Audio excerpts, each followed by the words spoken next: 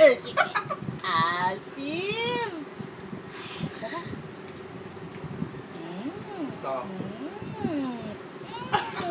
Sarap. Hinilig pa. Ang gusto niyan. Sarap yan.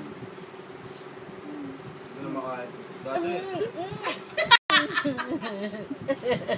Natawa na ako nila. Kaya lang, dali. Ayaw na nga. Gusto niya